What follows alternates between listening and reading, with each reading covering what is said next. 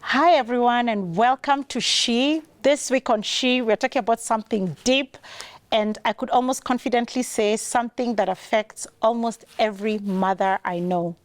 And you know, we've been talking about the fourth trimester. You know, you've carried this baby for 9 months, and now the baby is here. Then you start to notice an itch, a sneeze, a rash, you know, and I could write a book about all those things and more. And you wonder, you know, is it something I have eaten, the child has eaten, etc. And you know, this thing they call allergies, or we'll find out today if they're allergies or not, seem to be becoming more popular in this day and age, you know. And so mothers are asking, is it something in our air today? Is it the milk? Is it, you know, the clothes they're wearing? You know, there's all these things to do with the perfumed soaps and things like that. But that's me saying from my little experience. And today on the show, we have expert mothers and doctors themselves, you know, who will be telling us about allergies and how to deal with them, the experiences. Can they be solved, or are they here to stay? And so on the show today, I have two amazing ladies. I'll let you guys introduce yourselves, so you can just say your name and a bit of detail so we can know you. Then we can delve into this amazing topic that I'm very excited about, and I hope you guys are too. Absolutely. Yeah, so we start with you. Yeah, so my name is Evelyn Nganga. I am a wife and a mother to two beautiful children.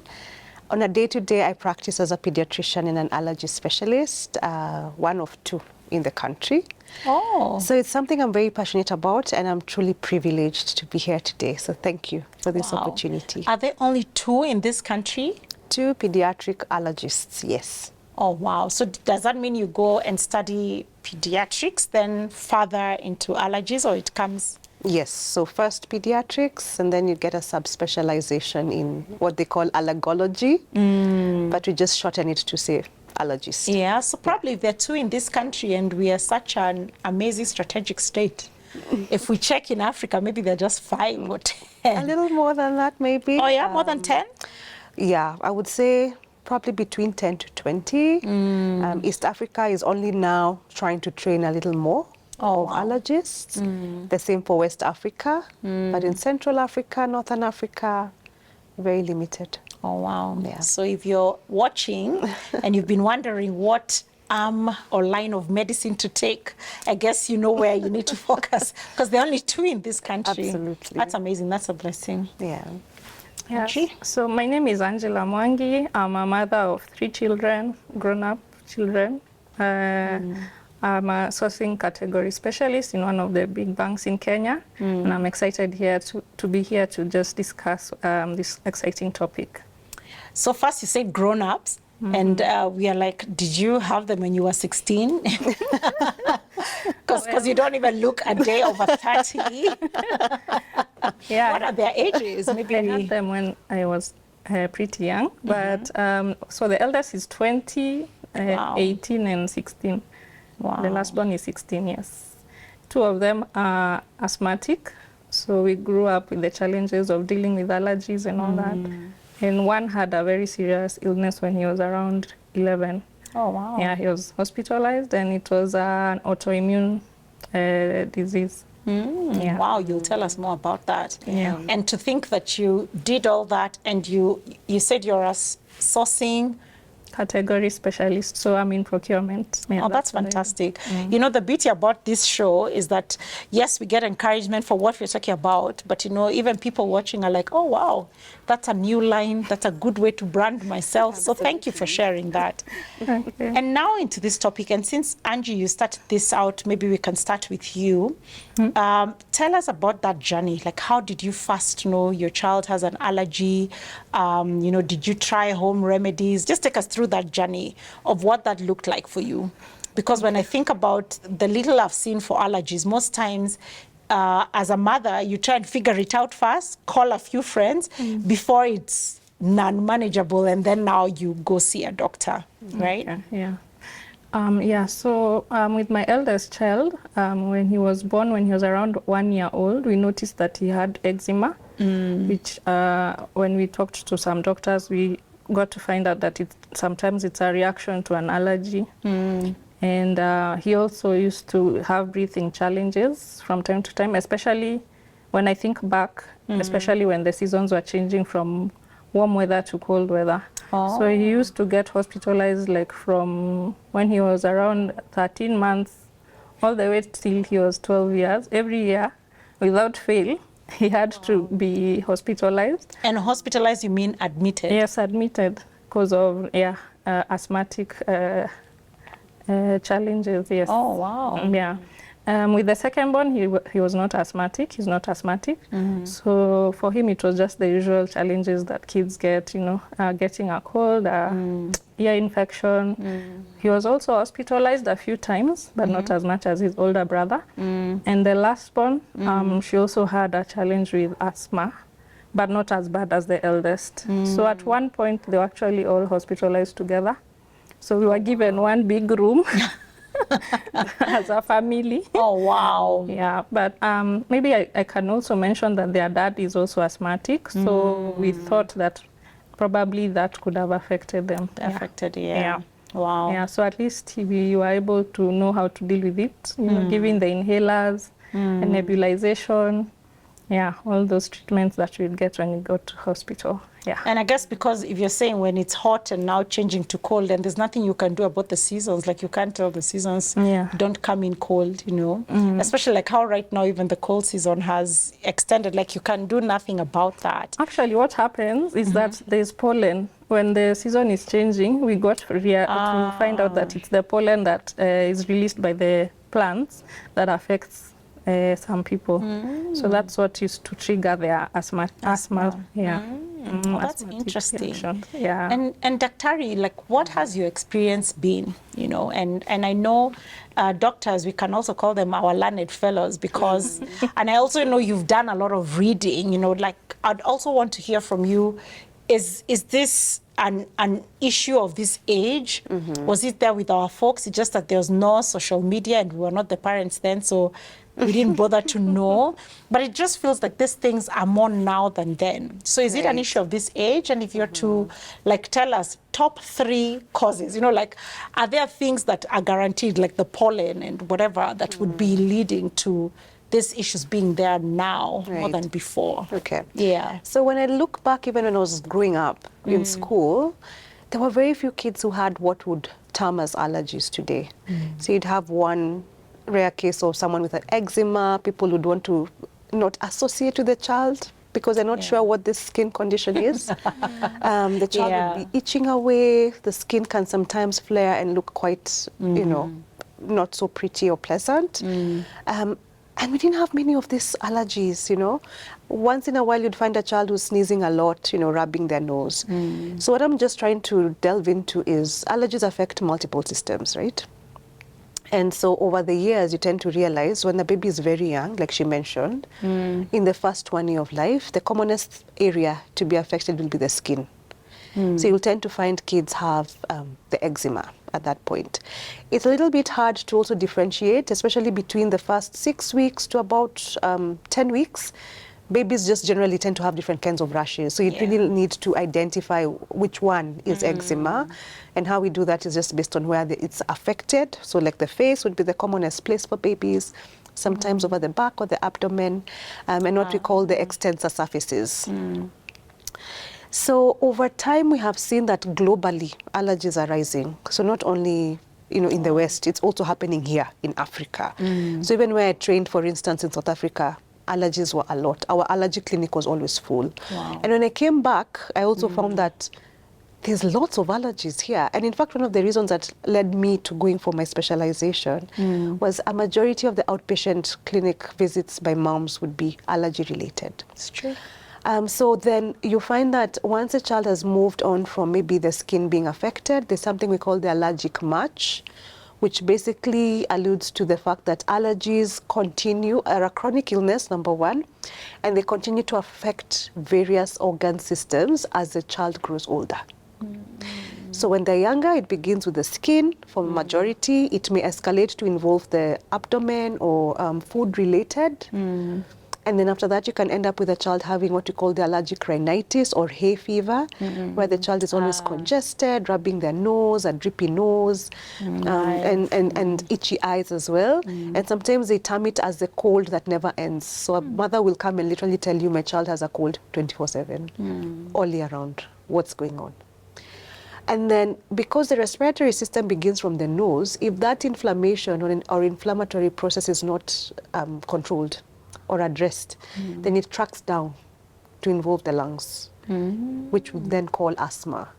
So there's the allergic kind of asthma. I feel like we need to pause and see, like now we understand what asthma is. You made it sound so easy. Sorry, continue. Yeah, so we have the allergic kind of asthma, which is what we would commonly see in young children and into, young teenagers and adults. There's an allergic asthma, which is completely different. So then you'd need to really identify this child very early on and start that journey with them before things escalate. Okay. So I've done a couple of series just trying to educate, the masses on various allergies and just demystifying also myths around allergies. So when it comes to what are the causes, so she mentioned something interesting or important, that there was a parent who had an allergy when they were younger or even up to now in the adulthood. So genetics plays a very important role. And then on top of that is environment. So you may find that when we were growing up, like for me personally, my grandma was asthmatic. And actually one of the reasons why she passed away was because she had a very severe asthma attack. She had a pneumonia and that was that. But when I look at now her children, my mom included, none of them picked up allergies. Oh, wow. Then when it comes down to now us, so the second generation, I would say maybe one of us picked, but now our children are the ones who are now experiencing these allergies in various ways. So you see, so the question is, how come the immediate generation never, it skipped one generation? So that has to do with environment, So there's lots of industrialization that has gone on. So there's air pollution. There's lots of food degeneration, if I would call it that. Foods are not as pure or as organic as they used to be. Lots of toxins. So then those environmental influences can affect how your genes switch on and switch off. That's interesting. Yeah, so you might actually have the gene in you. So like for me, I would probably have the gene to predisposition of allergy, what we call atopy. And if my environment switches on the gene, then I will manifest. If you're in a good environment, and by good here I mean studies have shown that rural environments are more superior to urban. Yeah? Yeah. So then we all need to leave Nairobi. We need to go and country live. So you literally switch off that gene. So you have it, but it's off. And everything is quiet. Got you. That has also been seen in patients who migrate. So for instance, you are in a rural setup somewhere, then you migrate to Western countries, for instance. So you had the gene, it was quiet. You migrate, environment changes, it switches on. Oh, no way. Like maybe since 0 to 15 years. You were perfectly fine. Fine. And then now I move to the Western world and I suddenly start experiencing allergies. Well, that's interesting. Yeah. So environment then is a big thing, absolutely. Right? So environment is very big. And also something interesting I like to talk about even with parents. If you identify your child having this allergy symptoms early, for instance, eczema, and especially for the kids who have what we call severe eczema, so it's extensive, affecting multiple parts of the body. If that skin is not put under control, prior to the child starting to wean, because we know, exclusively breastfeed for 6 months, then start off on solid foods. So if you do not address that eczema at that point, you predispose that child to food allergies. Oh, gosh, mothers, I hope you're listening. I feel like I need to get my notebook. That's so interesting. It's very interesting. So how that happens is, so for instance, you have your child on your back, you're cooking, you're pan frying your fish or whatever. Those fish proteins get aerosolized, so they get into the air. They land on the baby's skin. It's broken. You know, eczema means your skin is very dry. It's broken, it's open. Yeah. So then the body perceives this food through the wrong route. It's supposed to perceive the food through the oral route. Yeah. But because the skin is open, it perceives it through the broken skin. The immune cells capture that, and they capture it as a foreign substance, because that's how it works. So then your body produces antibodies against the food. that. So the day you introduce your baby to that fish, you're like, this baby has never had fish before. But they eat it, and off they go into a flare, and it can be as severe as even anaphylaxis, you know, where you have multisystemic involvement and your child is at risk of death. Oh my gosh. Yeah. Like, I don't even know. You know, it's so interesting, you know, like you're demystifying also like so many things that I don't know, like we've thought about allergies all this time, right? And, you know, like just explaining it that way makes so much sense. And I pray that this specific recording gets to us, like millions of people, so then they totally understand what allergies means and, you know, like what we expose our, you know, children to. Absolutely. And I'm just curious, and you know, I remember during the COVID season, there was also the whole new wave of traditional medicine. Right. And so if you think about, like, there's probably a miti shamba for almost every condition. Yeah. And I'm raised by a doctor, and my dad can give you both dawa from the hospital, but like when you're in shags, he tell you cut off that leaf, okay, where you bleeding, put it there, and you know, and I'm always saying, you know, like I wish I wrote down all these like miti shambas that he'd, you know, not miti shamba really, to be like a leaf here, yes, like herbal medicine. And you know, I don't know what your thoughts are, but maybe I want to hear from you, Angie, first. Like when you were going through this journey of allergies, did you use home remedies, you know, from steaming, you know, like I've gone through seasons where, you know, like I'm steaming the room and using all these, I don't know, essential oils or whatever, and you walk into a child's room and it's like the set book we did in high school, if you're my age, of the smoky heart of a cocoa, or to the point, river and the sauce, you know, to the point where you're doing the concoctions of ginger, garlic, honey. The other day, someone was telling me, in fact, listening to you then now, I usually say my children have no allergies, but now I listen to you, I think probably there are more allergies than I think. Because now as you were talking, when I think about the change of weather, I have more people itching eyes and coughing, and it's not there all year round and all that. And so someone was explaining about doing like a layer of onions and a layer of honey till the top of a tin, keep it for 24 hours, sieve that and give the child, and they'll never cough again, like never. So I'm curious to hear from you before we hear from the expert, if those things worked, you know, because maybe if you confirm they did, then maybe it will be easier to hear from you. So I'm curious, did it work? Did you try that for any of your children and all that? Yeah, so I remember for the eczema, we tried all sorts of home remedies, because someone would come and tell you, get pork fat. You get the fat from cooking pork and then just apply on the broken skin, and that helps. Yeah, so we tried all those sorts of... Did it work, pork? I think so. I can't quite remember what stopped the eczema, because you try everything. Like someone says, try and it. Your stopped. grandma says, try this. Yeah. Because you know it flares up, then after some time it comes back before you figure out what is the allergy. So we figured out the allergy was probably coming from the soaps, so you stop using the the branded soaps, and you use just, you know, the basic soaps. Yeah, and like for the asthma, my dad also is a doctor, and he's also into the herbal medicine, which he picked up from my grandmother. Yeah. So there are certain trees that have those remedies. So of course we used to try those ones, and they work. Like especially for tonsils, there's a particular one that we just boil the leaves and take that drink, and there's also one that is particularly for allergies.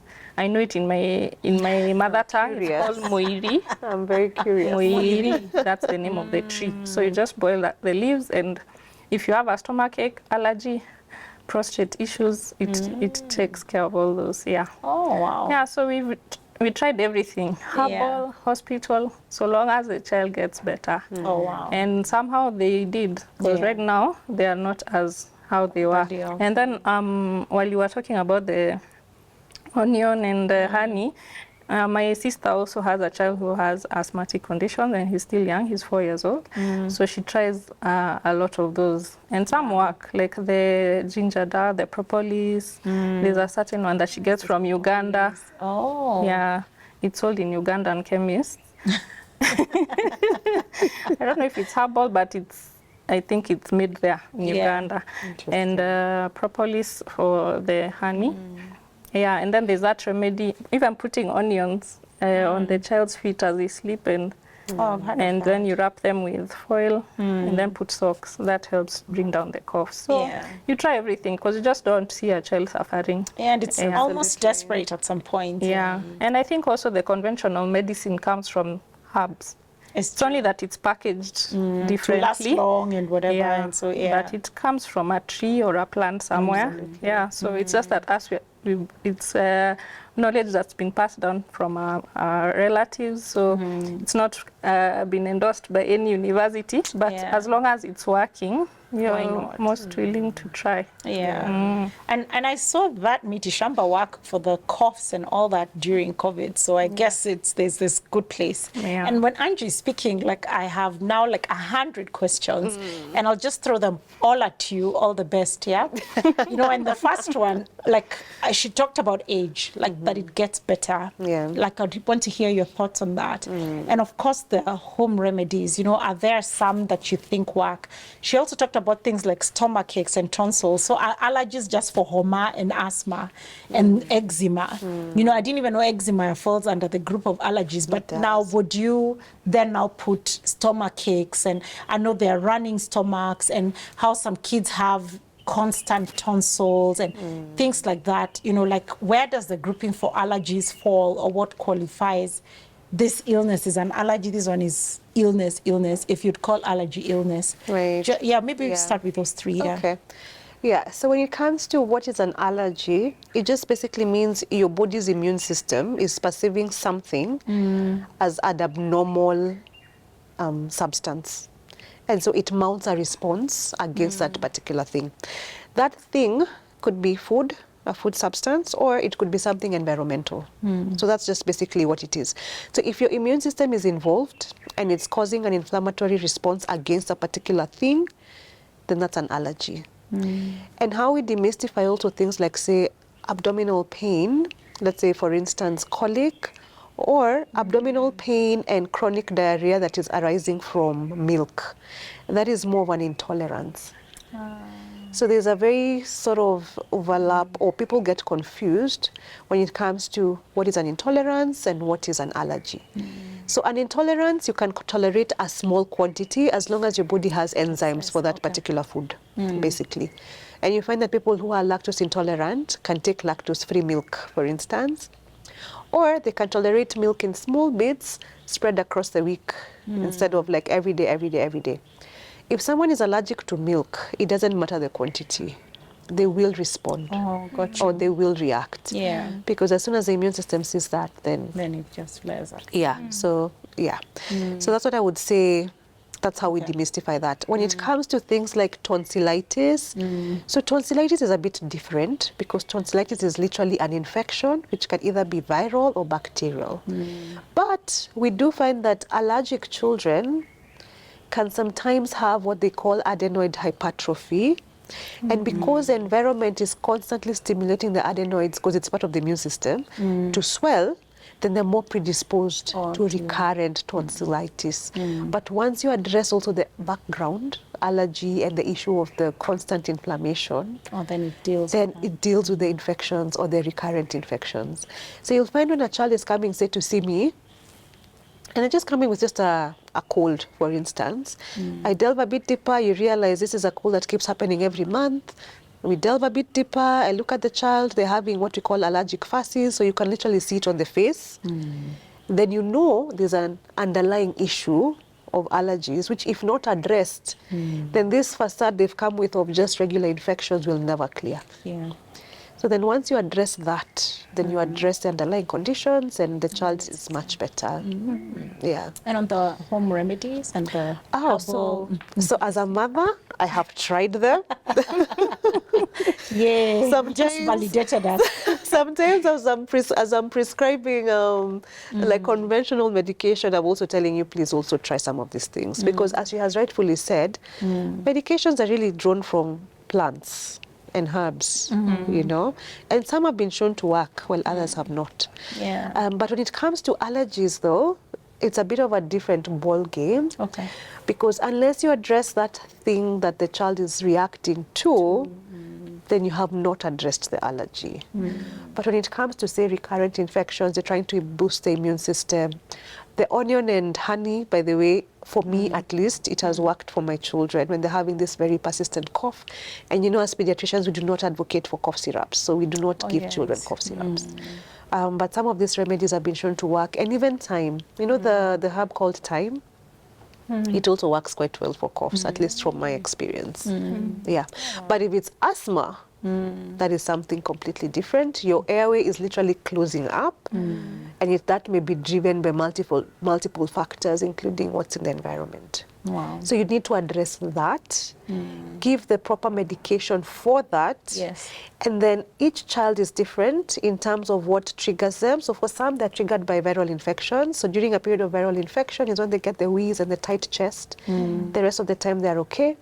But there are also children who have multi-trigger wheezing or asthma symptoms. Wow. So then those you'd need to figure out what are these multiple triggers, what can we control, what can we eliminate from the environment, and then things just start to settle. Then over time, as she has rightfully said, allergies are outgrown. Most parents may come with a question of, so when do I expect this child to outgrow this allergy? I do not like giving a number. I can't tell you by 5 years, by 6 years, by 8 years, no. Because every child is different. It's different, yeah. And especially for like food allergies. So for instance, milk and egg allergies, those are known to be outgrown. So you'll find a majority by 5 years will have outgrown it, but not everyone. Yeah. Things like peanuts, fish, those ones can actually be lifelong allergies. So a very small portion or proportion of the population will outgrow. So it's very variable. Oh, wow. Yeah. You know, I feel like we've had such heavy information that we need a break. We listen to a nice soothing song. This information rests, and then we come back. So we'll take a break, and we'll be right back after this.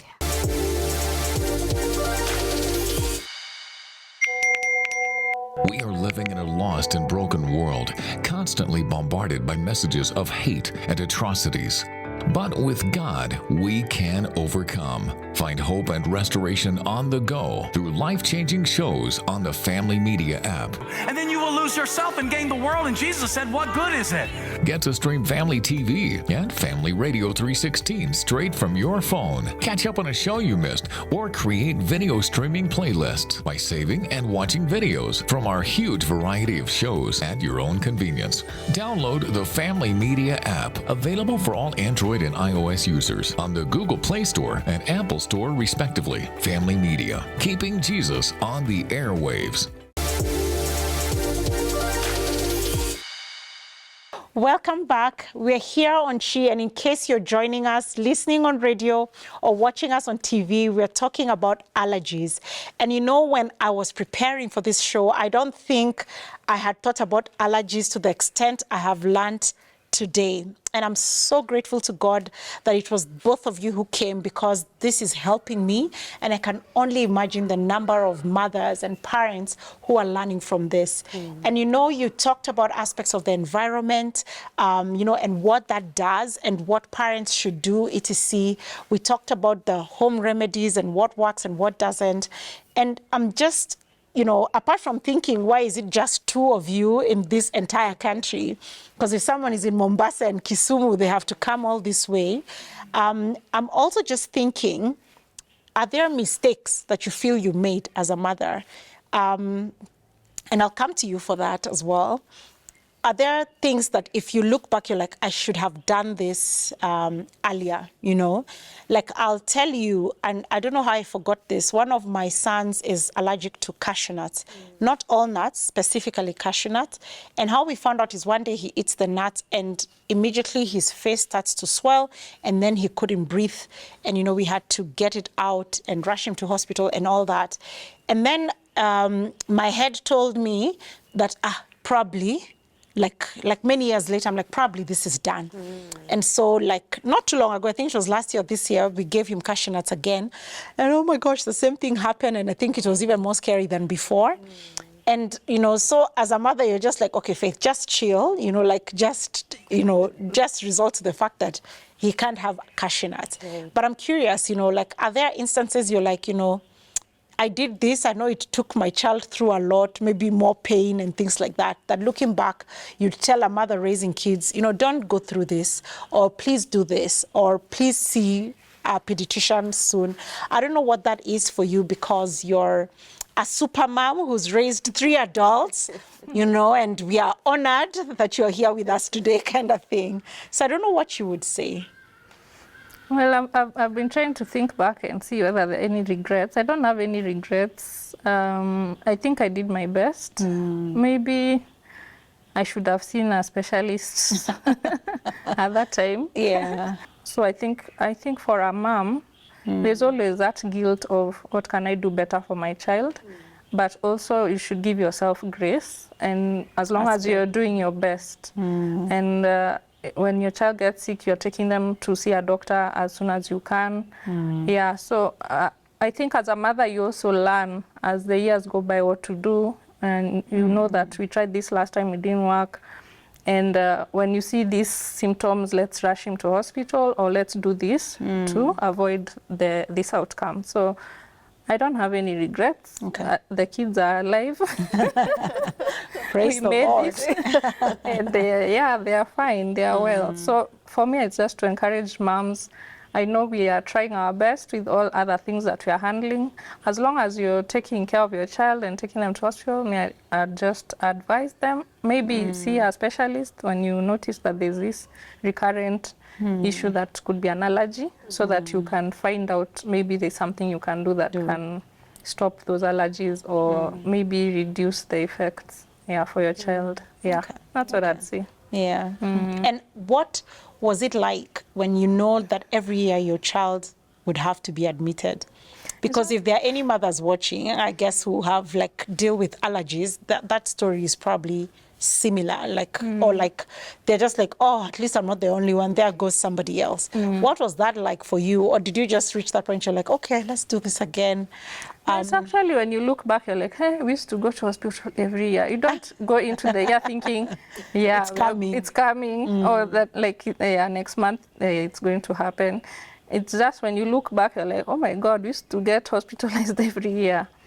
But as any mother, you just go through the ropes of taking care of your child, and when you realize they're unwell and you take them to hospital and they're recommended for admission, you just go through the ropes. So it's not something that you anticipated, because I'm sure if you were told your child would be hospitalized every year, you'll even get scared. Yeah, it's true. Yeah, but by the grace of God, that's what happened, and they survived. Yeah. So when did you feel that the allergies had settled? Like if you gave like a ballpark number, yeah. It's a good question. I'd say 5. Under 5, the allergies were much, but as they grow, and up until the age of 12, it's like it gets better. But under 5, that's why I think it was more... You in the throes yes. of allergies. Yes. Yeah. And then for the 2 who are asthmatic, it was much worse when they were in the first 2 years, because I think we were also naive, or we were green. So we are still trying to understand what's going on with our child. Yeah. Also, like she was saying, once you figure it out, then it's probably easier because you can manage it. Yeah. Maybe. Exactly. Yeah, and if it's like maybe the cold that, you know, they start getting these eruptions when it's cold, so you just keep them warm. Like for the last one, we realized that at night she'd sweat so much, and then her clothes get wet. So from the experience of the firstborn, we need to keep him warm. But now for the thirdborn, when we keep her warm, she oversweats, then starts coughing throughout the night. So we're like, what is it? So we realized that for her, she was hot enough, so we don't overdress her. So I think each child also you just It's have different. to learn, because they're not all it's not the same things that triggers for them. Yeah. Wow. You know, when you're speaking, I just remembered that growing up, one of my brothers had allergies. And maybe you'll comment on this. And I remember my dad saying something like, we just need to flood the allergy out of his system. And he was allergic to eggs. And he was like, just feed him, he'll flare up. And interestingly, like it like left his system. Like I just remember it being really bad. And the same brother had like a bit of asthma. And I remember it being really bad, and we lived in a very cold place, and he'd wake up and his nose bleeding and like congested. Like we knew that growing up, and I think he did the same thing for him. And I don't think this brother even ever used like an inhaler or something like that. Like I think he flooded the allergies out. I don't know if there's something like that, or maybe it's the blessing of what you were saying, that some of these allergies just like go away with time. So maybe you can tell us about that. Yeah. And I'm curious, even as you talk about that, I'm also curious about you as a parent, of course, and also just the different parents you have seen. You know, like, do you find different cases, like it's the same thing, but it evolves differently, or where even medicine refuses to work, like things that are puzzling for you? I'm just curious what that world looks like from your eyes. Yeah. Okay. So first I'll start with the question on the flooding. Yes. Flooding the allergies out. So there's actually a concept called desensitization, which is part of what we call immunotherapy for allergies. The commonest one that we would do, for instance, is someone who has allergies to dust mites. So most people will say, I have allergy to dust, but it's actually dust mites that are in the dust. And the mites, insects. Yes, they're living creatures, very tiny. I always show my patients how they look because they're microscopic. You cannot see them. Like this carpet probably has a lot of dust mites. Oh my Anyway, God. that's a story for another day. So we shouldn't have carpets in our houses. So depending on what allergy this particular patient has and the severity, we can allow for flooding. So for instance, if someone has an allergy to egg, as you had said, and their reaction is maybe a mild rash each time they eat egg, then we'd say, give them the egg, but in a different form. So maybe try out what we call the baked form of egg, so like in a muffin, in a cookie, or on baked bread or whatever. If they're tolerating that happily without any issues, that tiny amount of egg they're getting from that particular food eventually allows their immune system to acquire tolerance. Oh, got you. Okay? So then over time you'll find, okay, so he was tolerating baked egg. After a year or two, he's now able to eat an egg, so a boiled egg, because it's undergone more heating than, say, scrambled or fried. And now they're able to actually eat the egg over a certain period. Yes. We see that with milk as well, by the way, even for the very young babies. So there's some who may present with blood in stool when they're below 1 year. And a majority of these babies, it's because of the milk. If they're exclusively breastfeeding, it's probably the milk the mom is drinking. And you find that when you withdraw that milk, then the baby's stools go back to normal. And then you find a majority, by the time they're reaching 1 year, if they're given the same breast milk and mom has taken milk, they're okay. Or if they're actually now introduced to milk through either yogurt or whatever, they're actually able to tolerate. So yes, you can desensitize a person. Something similar is with pet allergies, and these ones are a bit tricky because of kids. They come to the hospital, they've been sick. When you take the history, it's because they acquired a new cat around the same, maybe like a year prior to symptoms. Oh. You do an allergy test and you actually find, oh, this child is actually allergic to the cat. So they're not It took having... like a year or Yes, so they acquired that, so the immune system slowly got exposed to a point where it was like, you know what, we can't deal with the cat anymore. And then the manifestations now come out full blown. So now having those discussions with a parent, you know, this child loves their cat so much and all these things, teaching them responsibility, good for their microbiome, etc. Now you'd need to assess and see, is this child suffering so much from the allergies? Their nose is always blocked, they're sneezing, red eyes all the time. That cat will have to leave. But if it's just a mild allergy, every so often they're a bit blocked, a bit sneezy, they love their cat so much, it's not landing them in hospital, then we actually say live with that cat, and you'll find that over time, they're completely desensitized from the cat, and they're okay. Yeah. Yeah, so allergies is interesting. Yeah, It's I very think it's very interesting. interesting. Very interesting. And I'm just listening to you, and I'm thinking to myself, there could be someone watching, and they are wondering to themselves, you know, where do I go from here? You know, I'm listening to you. I qualify that my child has allergies and things like that. And let's take a case of, and I don't know whether this is even possible to answer. Let's take it a case they're in some part of this world where they can't access you. Right. You know, what would you tell them? You know, I don't know. Like, I'm just curious. Is there a way out? You know, or do we say, like Angie talked about, you know, just taking them to a normal practitioner and things like that? So what point do they come to see you as well in that case? Like, or is a normal medical practitioner also enough? Yeah. So we're very cognizant of the fact that we are very few in the country, number one. And I must say, we are really working on national guidelines. Actually, we're waiting for them to get ratified so that we can be able to roll out these guidelines to all counties in Kenya. Wow. Okay? Because we cannot be everywhere. And we know these children are there. Even in other counties, people may not even be aware of these allergies, which is why this space is so important. Yeah.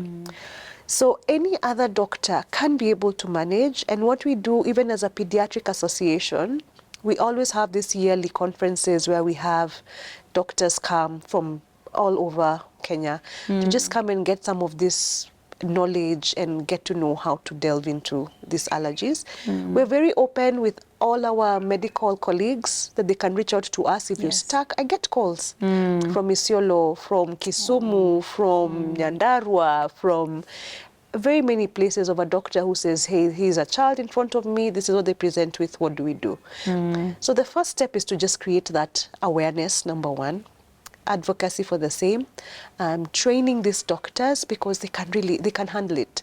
And then hopefully in another year or so, we should have those guidelines rolled out. So that even the mother in Samburu, like the other day I got a mother from Marsabit.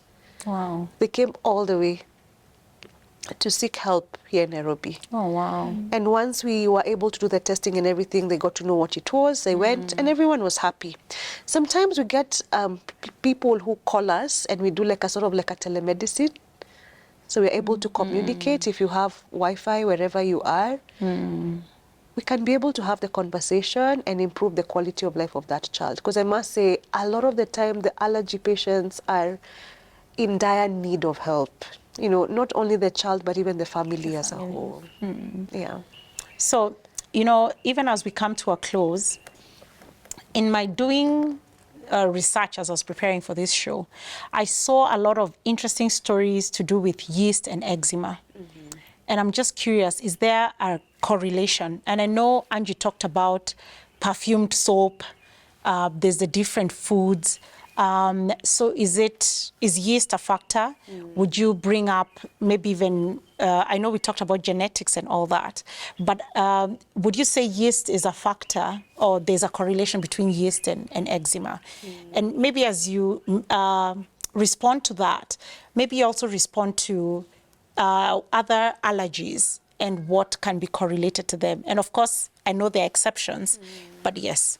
Starting with yeast and eczema. So yeast is a fungus. So there are various ways of looking at it. So for instance, not only yeast, but even just fungus as a general sort of name. So children who have eczema, just generally, their skin has what we call dysbiosis. So things are not living peaceably as they should. You know, we all have bacteria, we have viruses, we have fungus on our skin. Once that relationship is broken, then there becomes what we call a dysbiosis. So you'll find like children who have eczema will be at higher risk of also getting fungal infections on their skin. So that's one way of looking at the relationship. Not only with eczema, a lot of the time, a child who's having a chronic cough, we tend to ask them, do you have any leaky pipes or any leaky roofs in your house? Have you noticed any places where the paint is sort of bubbling, or is there any area that seems to be black? Do you have lots of raked leaves outside that are decomposing? So all these are exposures to fungus, so not only sort of like yeast per se. So then that, if you delve into that and you find that this child moved into that environment and then started to cough, then there's a very big correlation there between the exposure in the environment and the current symptoms that they're experiencing. Yeah. And would you find other correlations like to asthma and other things that you're like, yes, the weather change, but Yes, etc.? absolutely. So apart from weather change, there are things we call irritants. So irritants here would look like so smoke, so tobacco smoke. So you have to find out, is this child in an environment where there's a smoking adult? Or if it's a teenager, are they actually smoking to begin with? Yeah, the patient themselves. Then the second thing would be things like this nice things we like to burn in our houses. You know, the oud or, you know, just sprays, toilet fresheners. All these things actually act as irritants to a child's airway. Okay. Something else is the diesel emission particles that come from fumes. When you're sitting in traffic, windows are rolled down, you have an asthmatic child, they're just breathing in all those diesel emission particles. And before long, there we are, we have a trigger. Yeah, so in terms of air pollution, there's a lot that can be said. Something interesting also is about climate change and the fact that now there are longer periods of rain, meaning there are also longer periods of pollination and pollen being in the air. So you find kids may be sicker for longer. Just because of what's going on around. Wow. Yeah. And you know, you talked about dust mites, and that's still in my head. Maybe we need to deal with that, because I've heard people talk about, you know, don't have certain types of carpets. I remember the other day I was trying to buy a carpet and it was furry, and the guy selling is like, don't buy this. We get many clients complaining, especially if we have young kids. Is that a thing for real? Yeah, I mean, dust mites are in their millions, but it's not only even carpets, even our mattresses and pillows and upholstery on our couches and curtains and the stuffed toys that your babies love to hug all night long. Oh my God. Oh, wow. That never see the light of day or even get a wash. You know what I mean? Yeah. Because once you take it away from the child, it's chaos. Yeah, so dust mites is another whole topic in itself. Yeah. No, but it's interesting to know, and I guess the least we can do is keep them clean. Or Especially, remove them. or remove them If the child is very sick. Yeah. And you talked about the moist in houses, and just the other day a friend told me that their doctor has requested them to move because their kids constantly have homa and coughs, and they found out they just have a lot of mold in their house. You know, so I'm guessing that's a thing as well. Absolutely. And sometimes mold may even hide behind closets, so you may never know it's there. I remember, like, for us, when we moved from our house and we moved, like, we opened the closet area and I was shocked. I was not even aware that there was mold in that particular area. And it was a wall that was adjacent to the bathroom, so it made sense. So it's just something to think about. Yeah. Wow. And now as we close, and thank you so much for sharing so authentically, both of you. I'm just curious if you have that one story, and for you it could be your patient or your own personal one, and for you, I guess your personal one, that is your highlight in this allergy journey. You know, like maybe you diagnosed it this way, and then, you know, once you figured it out, it was an aha moment, it was that mold in the closet, and then the child was saved. You know, do you have that sort of story? And I'll give you a quick one, and I don't know whether it falls under allergies, but I think it sort of does. My newest born child, you know how you do showers and, you know, people ask you what sort of diapers to bring and things like that. And of course, you wouldn't go saying the lower end ones, you'll say the good quality ones. Yeah. And, so I get all these diapers, as gifts and things like that. And so the child just keeps having like serious rashes and things like that. At some point, the doctor notices some rash on the leg and goes like, I think we're looking at a mild form of eczema, and gives us something for that. And he says maybe that's what's even leading to the diaper rash. And, you're just like, these high-end diapers can't be the problem. So you continue to use them. Until the other day, I just remembered, I was like, I used to use these cheaper diapers and never had these issues. I was like, let me give that a try because this thing just isn't going. Right. And we changed to the cheapest diaper in the market. And like we've had like almost a month of no rash, And for me, that was my highlight and aha moment. I'm like, phew, that is done, Yeah. And so I don't even know if that falls under allergies and all that, but I'm just curious, do you have that story that, that is a perfect way for us to close this show, that for you feel is, your aha moment as a mother or as a doctor, and for you personally? Anyone can go first.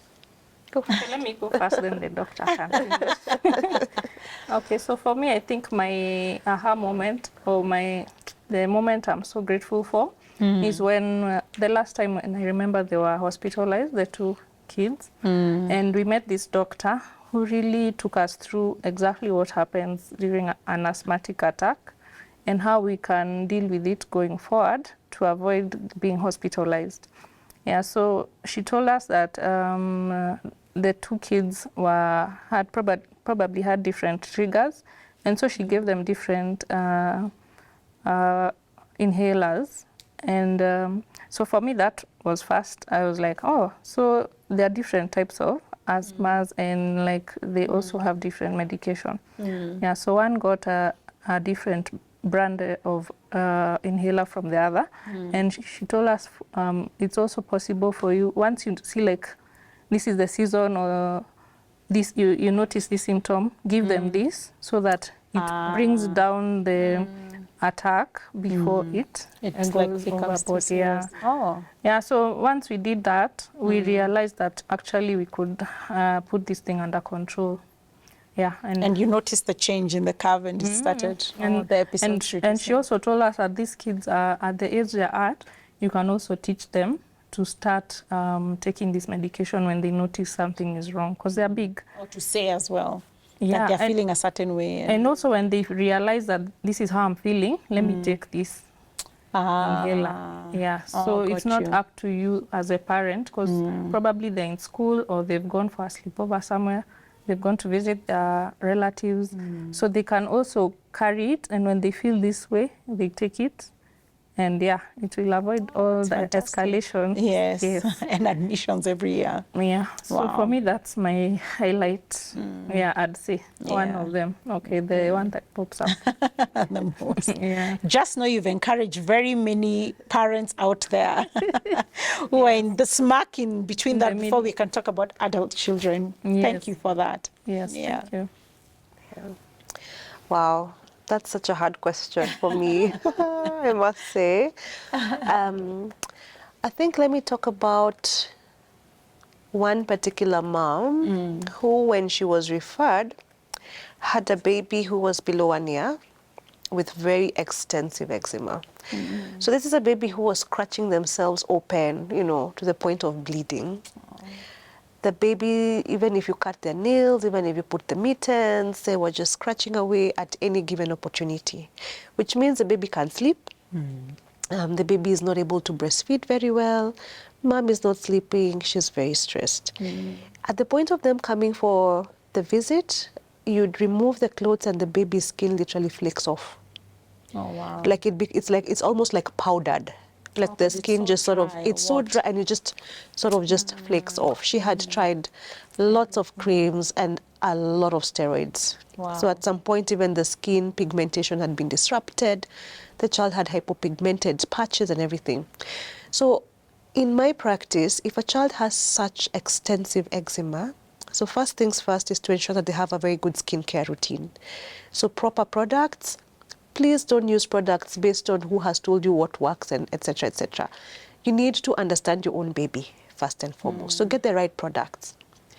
The fact that it had also gotten worse at the point of introducing foods, so between the 6-month mark to about the point when I saw them, we had to do allergy testing for this particular baby. So we don't advocate for allergy testing for all babies who are suspected to have allergies, but there are those particular ones with the severe eczema that you'd need to assess.